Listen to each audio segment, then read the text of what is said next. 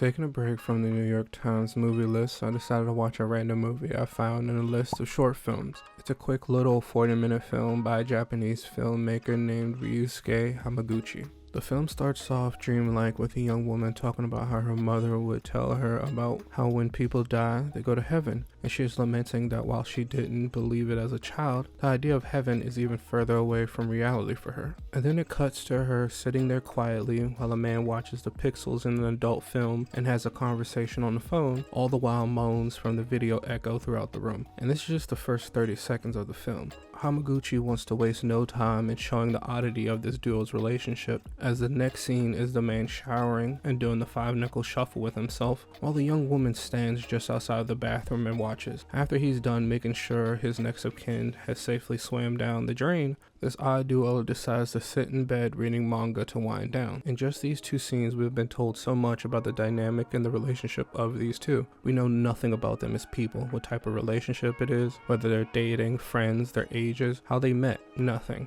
We do know that it is intimate but not sexual, unconventional, and inappropriate because we don't know the age of this young girl, but she does wear a school uniform. Is she escaping something or someone? Why do they interact, and how do they know one another? A woman reaches out to Yuzo as she is making a documentary on the death of her sister and the impact it had on their lives. As the two are sitting in a cafe, the young woman is looking at the young filmmaker getting up close and personal, and yet Yuzo's the only one reacting, and then it hits me.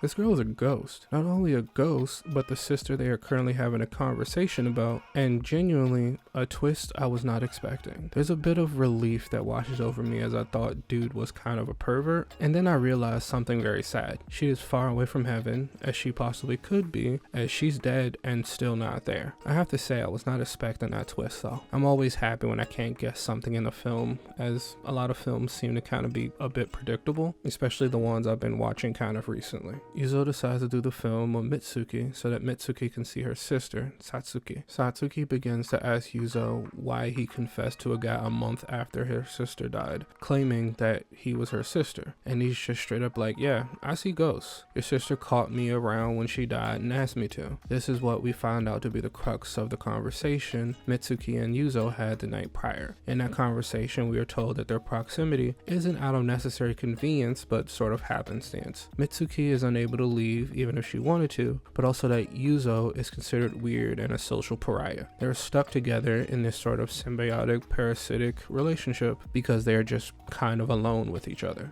During the interview process, it's revealed that Yuzo's life after letting Mitsuki borrow his body took a turn for the worse, and he's asked if he blames Mitsuki or regrets his choice, and while he says he doesn't, and he very likely doesn't, this information gives credence to the complexity of their relationship. Yuzo is constantly haunted by not only a literal ghost of his past, but a figurative one. He has to reckon and sit with the fact that he is alone, and the only friend and person he has any conversation with ever played a part in his life being ruined, and him becoming the lonely adult that he is now. Mitsuki takes over Yuzo's body, and the two sisters are finally able to give each other the closure they both very much needed, and embrace one another through tears. The final moments of the film are Yuzo and Mitsuki walking in the rain, and Yuzo inching closer to Mitsuki, and despite being a ghost who can't feel the rain, he uses his umbrella to shield her from it just before he says, I love you. They have a conversation that conveys Mitsuki's shock, and she goes on to say while there may be a heaven that she now believes in, she can't go quite yet. An incredibly sweet ending. A relationship that was confusing and in some ways still is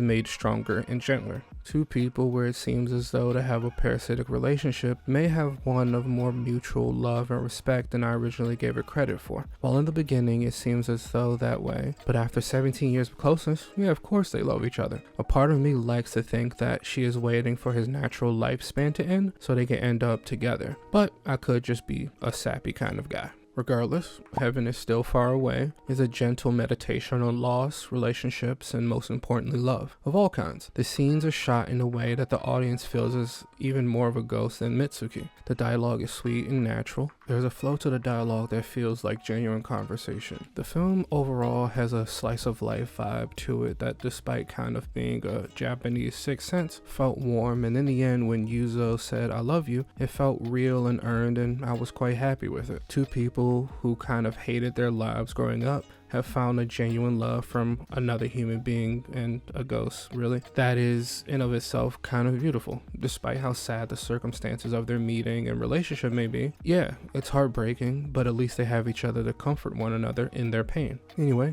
I hope this brought you some entertainment. Consider liking and subbing, and I'll catch you in the next one.